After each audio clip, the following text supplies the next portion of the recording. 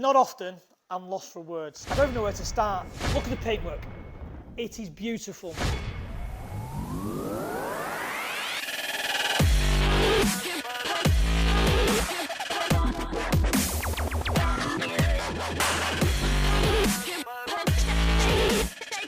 Welcome back.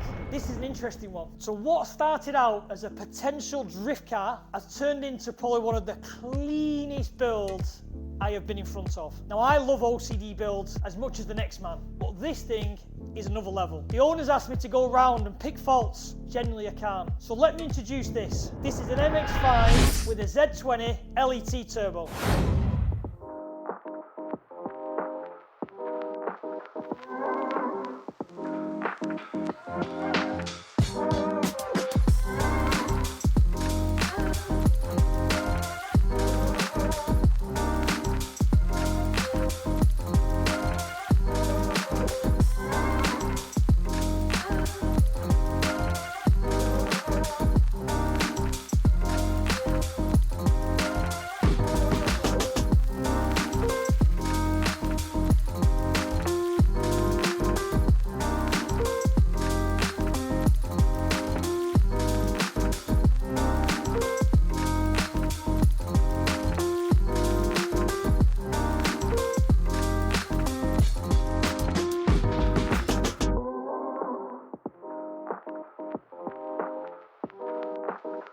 Not often I'm lost for words. I don't even know where to start. Look at the paintwork.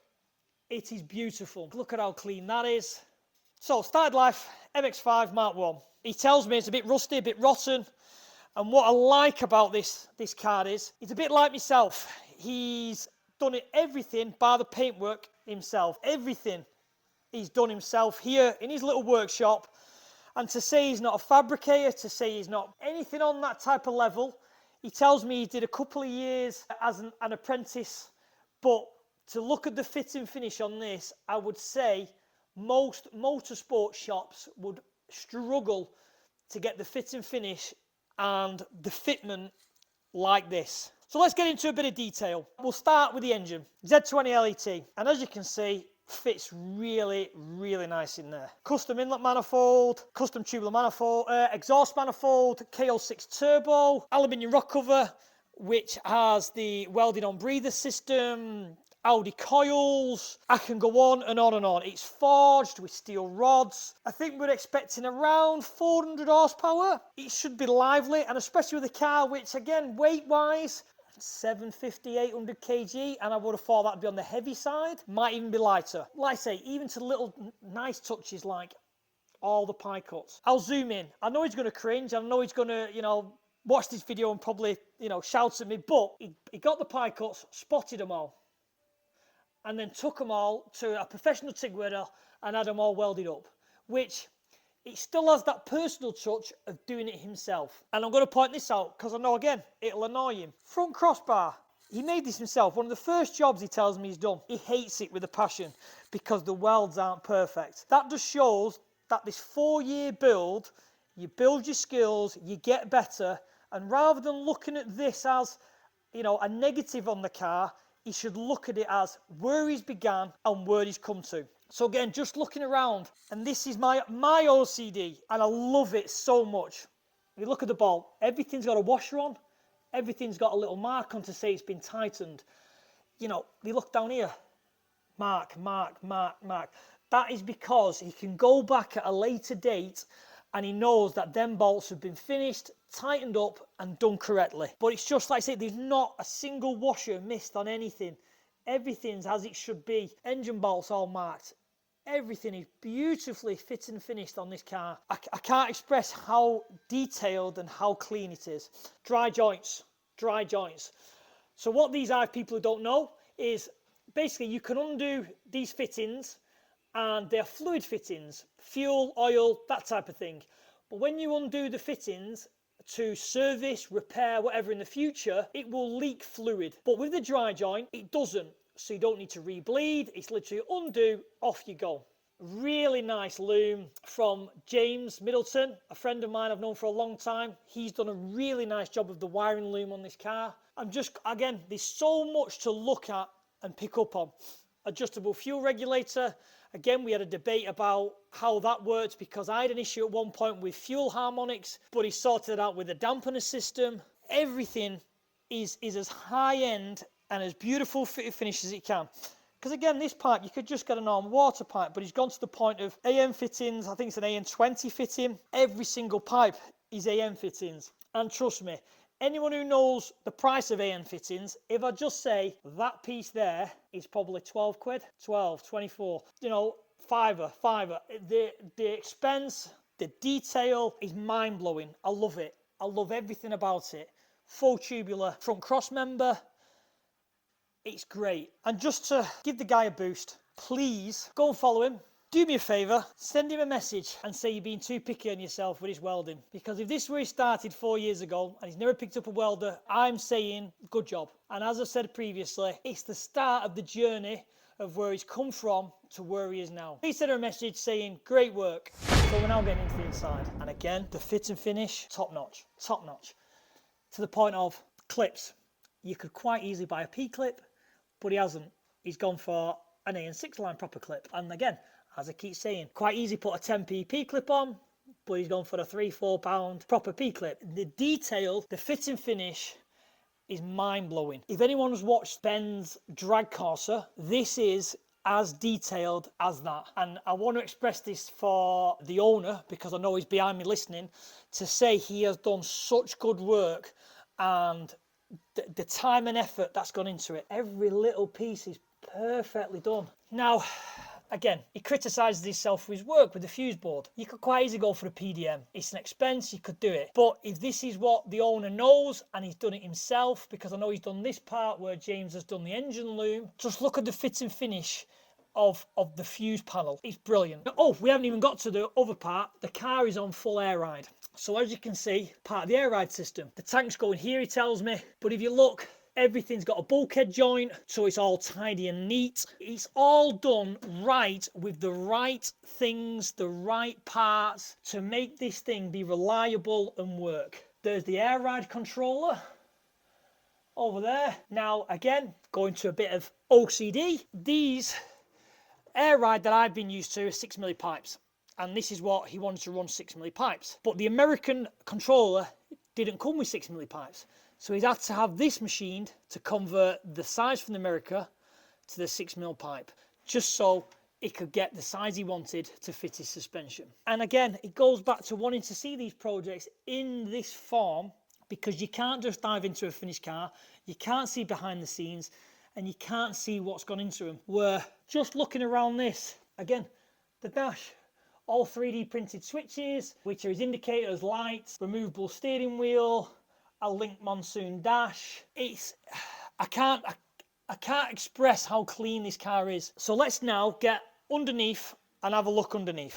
So slid under, and as you can see, just as clean underneath as it is on top. Obviously with the power, the standard MX-5 diff will not hold that power, so he's gone for the Cadillac diff. Tubular rear chassis, all painted, all powder coated, everything, every bolt marks for tightness, all the washers on everything, and they're the little things that I pick up on when going seeing these builds, is what detail they go into to making sure the car is fit and finished right. Because in my opinion, every bolt should have a washer on. It is what it is.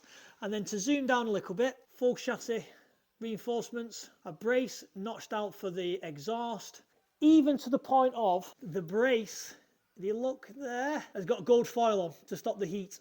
So that will stop his powder coating from bubbling. Now whether he's going to stop stone chips, because I'm pretty confident he's going to be upset when he does get some stone chips, but at least when it's been built in here, it has been built to the highest standard that he can achieve. So let's move forward and let's look at the front axle. Before we start looking into the front axle, everything is on quick release clamps, just to get it off dead quick, so he can work on it if ever needs to. As you would suspect, clean, tidy, everything else should it be, washers on everything, the mark pens to make sure it's tightened. I'm genuinely, for pure comedy value, trying to find something I can pick a fault on, but I genuinely can't. And people who know me personally will know I can normally find something. Little brackets to hold, you know, fixings on, everything's as it should be.